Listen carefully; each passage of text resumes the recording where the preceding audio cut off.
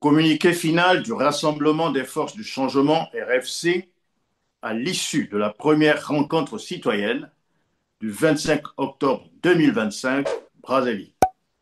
Le Rassemblement des forces du changement RFC a tenu le samedi 25 octobre 2025 sa première rencontre citoyenne au siège national de la plateforme 6 au 34 bis, rue Bassundi, Mungali à Brazzaville, sous la haute autorité de son président, M.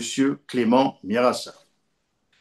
Placé sous le thème que retenir 10 ans après le changement de constitution, cette rencontre a réuni un large public de militantes, militants et sympathisants, rejoints en visioconférence par les membres du RFC issus de la diaspora, témoignant ainsi de l'unité et de la vitalité du mouvement au-delà des frontières nationales. Un moment de réflexion démocratique et d'engagement collectif. Les travaux, ouverts à 10 heures et clôturés à 14h05, ont été marqués par des échanges nourris autour de plusieurs thématiques essentielles. Prenant en premier la parole pour fixer l'auditoire, le deuxième secrétaire général adjoint, M. Charles Roser Kimbene, a, dans son mot de circonstance, souhaité la bienvenue aux militantes et militants du RFC, venus nombreux pour la circonstance. Par la même occasion, il a brièvement refait la jeunesse du RFC, de son évolution et de sa structuration définitive. Avant de céder la parole au président Mirassa pour son mot liminaire, M. Charles Roser Kimbene a invité l'auditoire à plus de courage, de détermination et d'engagement pour bâtir ensemble la maison commune appelée le RFC. Dans un rappel historique, le président Clément Mirassa a reprécisé que depuis 1991, le Congo-Brazzaville a connu 3 constitutions majeures, celles de 1992, 2002 et 2015. 1. La constitution de 1992 symbolisait un pacte social et moral entre l'État et les citoyens, fondé sur la transparence, la responsabilité et l'alternance. Elle demeure, pour beaucoup, la plus légitime et la plus démocratique de l'histoire du pays.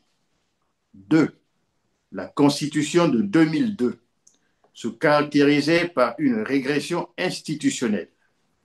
Elle rétablit un régime présidentiel hyper concentré, où le chef de l'État détient la quasi-totalité des pouvoirs.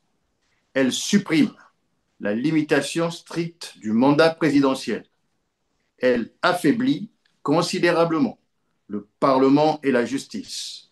Elle réduit la portée des libertés publiques.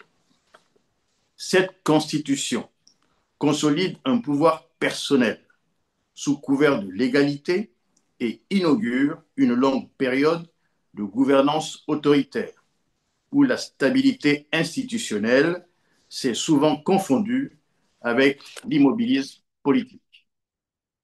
En 2015, alors que la Constitution de 2002 interdisait à tout président ayant achevé 2 mandats ou ayant dépassé 70 ans de se représenter, un référendum constitutionnel controversé est organisé le 25 octobre 2015. 3. La Constitution entrée en vigueur le 6 novembre 2015 prétendait inaugurer une république rénovée. Mais dans les faits, elle abolit les limites d'âge et de mandat présidentiel permettant la continuité personnelle du pouvoir, maintient un déséquilibre des institutions au profit de l'exécutif, affaiblit la séparation des pouvoirs et l'indépendance de la justice, ouvre la voie à une présidence à vie de facto, contraire à l'esprit républicain et à la volonté populaire exprimée en 1991 et 1992. Cette réforme, imposée sans consensus national, a fracturé la société congolaise et délégitimé la parole constitutionnelle.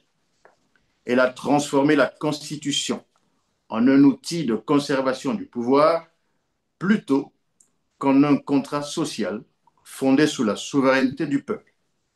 10 ans après le changement de la Constitution intervenu en 2015, le Congo a beaucoup régressé du point de vue des valeurs républicaines et démocratiques. Les violations répétées de la Constitution. Les participants ont dénoncé les atteintes graves à la loi fondamentale et réaffirmé la nécessité urgente de restaurer le respect de l'état de droit. La gouvernance électorale, le RFC, a pointé le manque de transparence, d'équité et d'indépendance du processus électoral, appelant à des réformes profondes pour garantir la légitimité des institutions. La non-conformité du président de la République et du PCT, plusieurs interventions ont souligné les dérives institutionnelles et la remise en cause de la légalité du pouvoir en place. Les atteintes aux libertés publiques, les pratiques d'intimidation, notamment dans le cadre de l'opération DGSP, ont été fermement condamnées. Un appel à la refondation démocratique. Dans son allocution, le président Clément Mirassa est revenu sur la genèse et la vocation du RFC. Défendre la souveraineté nationale, promouvoir la démocratie, la justice sociale et les droits fondamentaux, tout en s'engageant résolument dans un changement pacifique lors des prochaines élections présidentielles de 2026. Le Conseil des présidents, composé de messieurs Clément Mirassa, Jean-Jacques Serge Yombi Opango et Rodrigue Christian Sirmayanda, a échangé avec les militants sur les perspectives d'action du RFC. Il a notamment été décidé de mettre en place une commission de juristes chargée de revisiter le projet constitutionnel en s'appuyant sur l'esprit de la Constitution du 15 mars 1992.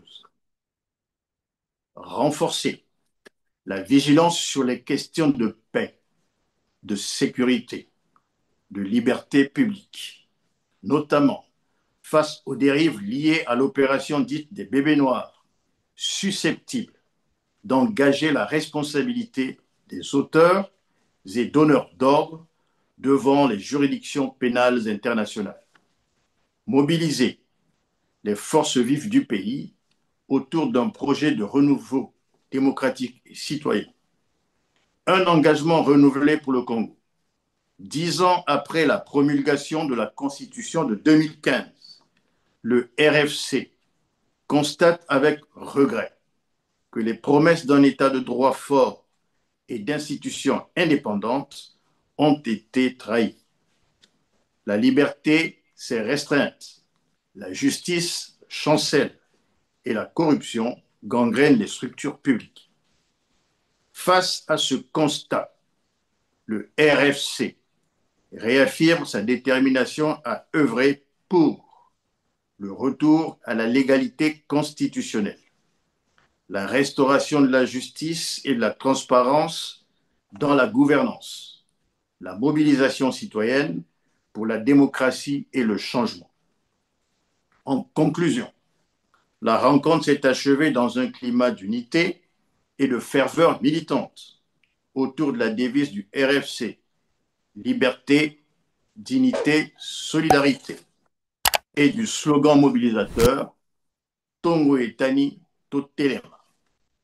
Pour le Rassemblement des forces du changement, le docteur Marcel Guitoukulu, premier vice-président, en charge de la prospective, de la communication et porte-parole.